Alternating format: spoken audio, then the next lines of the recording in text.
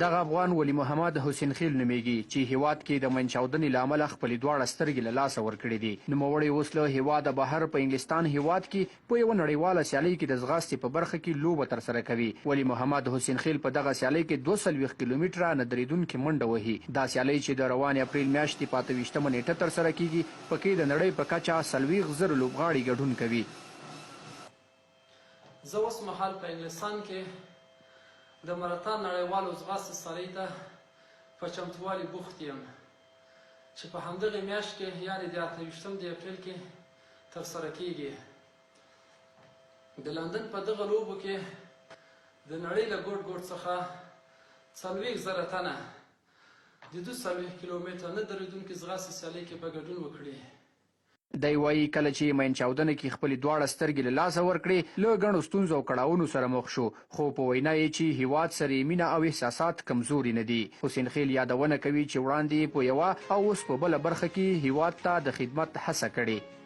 هیواد ته د خدمت پر مهال مې دواړه سترګې ړندې شوې او ډېر سخت ټپي شوم. وروسته له هغې ډېر زیات مشکلات سره مخ شوم، خو د وطن د مینې احساسات مې دومره نه دي کمزوري چې د هیواد او ولس د خدمت څخه لاس پر سر شم. پخوا مې هم هڅه کړې، اوس هم لګیا یم او په راتلونکي کې هم د خپلو هیوادوالو د هوساینې لپاره هڅې نه پرېږدم. د ده په وینا جالبه به دا وي چې یو ړوند افغان په ځغاسته کې د نږدې 40,000 بینایانو مقابله کوي. وطن په مینه کې ړوند انسان به د 40,000 جوړو کسانو سره مقابله کوي.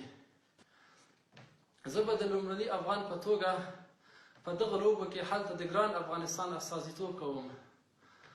زه د خپلو هیوادوالو او د والدینو په دعاو باندې باوري یم چې هلته به د ګران افغانستان تور سور او زرغون بیرغ حذف کړم.